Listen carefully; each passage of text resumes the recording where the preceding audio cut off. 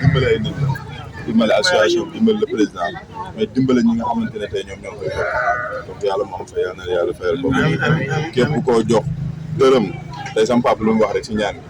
nga yóbbule kii bi mu ne karaw xar gu ne yàlla nay sa bëgg fan. amiin amiin yaa rabbal amiin yaa xam li nga bëgg sa am yàlla na ko yàlla defal ñun daal loolu la ñu mën a ñaan di def fàtte saa su fàtte Abdoulaye Ndiaye Ngalgou taalibe Serigne Abdoulaye Aziz Al Amine ñaan ko yàlla ñëw na fii ci Darou Reptel association des éleveurs de Tivaouane Mouhamadoul Mansour le président de l' association Reptel Abdoulaye Ndiaye Ngalgou ñëw na fi dimbali leen jënd xar yëpp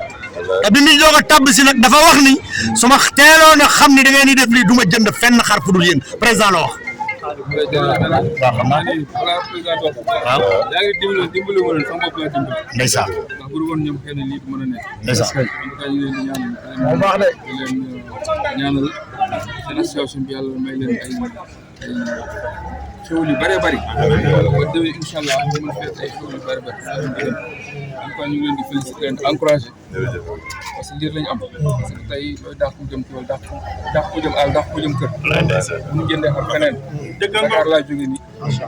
ñëw wut si xar mënoon naa yem Dakar. je préfère ñëw Tivaouane gi.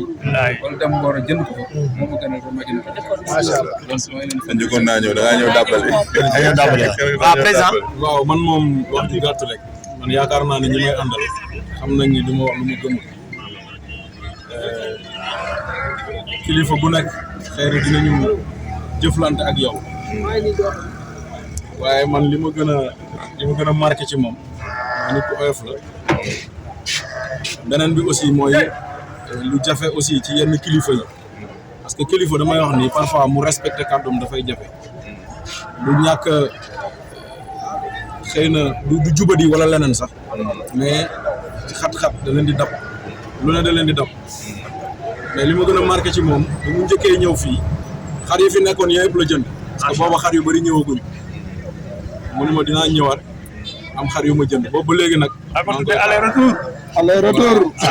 Barça Real mu ñëwaat franchement xar yi fi des yëpp mu jënd leen. donc loolu dafay wane ni rek ku bëgg Tivaouane la ku bëgg ndaw yi ku bëgg a jàppale ndaw yi donc loolu lu am solo la te ñun moom mooy li may wax rek ñun ci li ñuy yëngu kilifa yu bari su ma toogee ak ñoom dama leen di wax ni ñun du ñu commandé ñun ay partenaires la ñuy wut parce que ñoo bokk objectif fii si Tivaouane moom ndaw la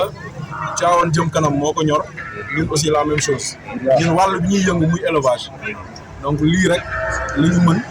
képp koo xam ne nag da nga ñëw jàppale ñu ci dañ lay sant di la gërëm vraiment li mu def nii voilà man du ma faral sax di ñi xam nañ ma du ma faral di voilà di tàgg nit wala yooyu mais li mu def nii daf ma neex parce que daf ko def ak modestie daf ko def ak yëg-yëg ñëw fii depuis 17 heures mu ngi fi donc xar yi fi nekk yëpp voilà ñu en tant que frère voilà mu jënd suñu ay xar loolu amuñu fayam donc ñu ngi ko ciy sant di ko gërëm voilà di wane ni rek képp koo xam ne Tivaouane ñor na la nga bàyyi ñu xel parce que bëgg nañ chaque année képp koo xam ne da nga soxla ay xar nga ñëw si ñun ñu jox la ko voilà di lancer wàlla message aussi si éleveurs yi que ni lii mooy organisation parce que wax na ko léegi su fekkoon ni fu ci nekk da nga toog sa rux bëgg a jaay sa xar mën na jafe ci yow mën na jafe ci kiy jënd suñu organiser woo di dajaloo kilifa yi dinañu fekk si dina yomb si ñoom donc éleveurs yi aussi nañ bàyyi xel lool fii ku ci nekk ku jaay sa xar xam nga ni am nga satisfaction voilà jaay nga ko prix bu baax te sonn loo ci am na ñoo xam ne léegi la ñu indi seen xar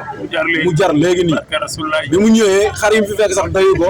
ñi wàcce seen xar ñëpp jënd na ko voilà di wane ni rek voilà mbooloo mooy doole jàppalante moo am solo grand ñu ngi lay sant vraiment di la gërëm au nom de tous les éleveurs du département parce que jënduloo rek xaru Tivaouane waaw fii xar jóge na fi ba Ndande xar jóge na fi Njaxate xar jóge na fi Pire xar jóge na fi xar yooyu yëpp ko jógale donc loolu ñu ngi sant di la gërëm ñu mujjee dégg naa na xar bu jóge Paris la jóge